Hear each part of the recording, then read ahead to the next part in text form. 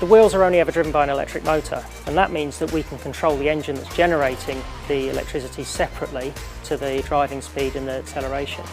But we've also added another technology, which is active noise cancellation. So very similar to the headphones that you use on the aeroplane, we have a speaker in the luggage room of the car that will play the inverse noise to the engine and cancel it out. So when you're driving around the city, the engine can start and stop, and you won't even notice it's happening. Follow investigative journalist Richard Barker as he investigates one of Australia's most hardline Pentecostal churches. Secrets we keep, pray harder on Listener Now. SAFM News Briefing.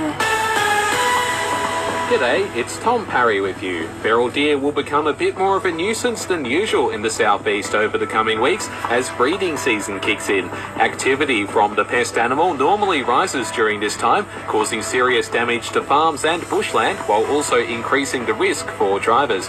According to Shauna Chadlow from the Centre for Invasive Species Solutions, we're not the only region facing the problem. We estimate there are between 1 and 2 million feral deer across the country. It's quite astonishing how much they've spread. So they now occupy around a quarter of New South Wales and Tasmania and around half of Victoria. Residents of Robe have been kept on their toes by a grass fire. The blaze, which took hold on Eliza Lane around 6 k's southeast of the town, was first reported just before 2 p.m. yesterday, burning around 50 hectares of land before it was brought under control later that evening. 3 aircraft and more than 40 CFS volunteers worked to contain the fire.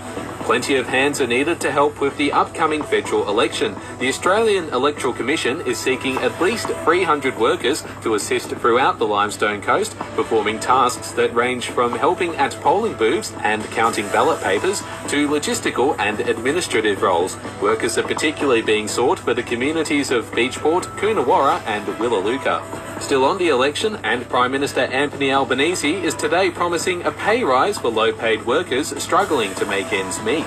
If re-elected to government, Federal Labor will make a submission to Fair Work recommending a real wage increase to award workers like cleaners, retail staff and early childhood educators. Employment Minister Murray Watt has told us he hopes Fair Work takes their submission seriously. There's about 3 million Australian workers whose pay relies on awards or the minimum wage, and they deserve a pay rise. They deserve a pay rise that keeps up with inflation and in fact takes all of us.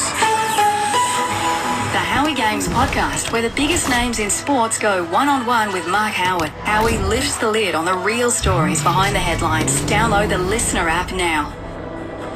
SAFM weather. Mostly fine on the Limestone coast. Tonight down to 11, and tomorrow a possible shower with a high of 19. Hamish and Andy are officially back with season 8 of their podcast. Download the free Listener app to listen now.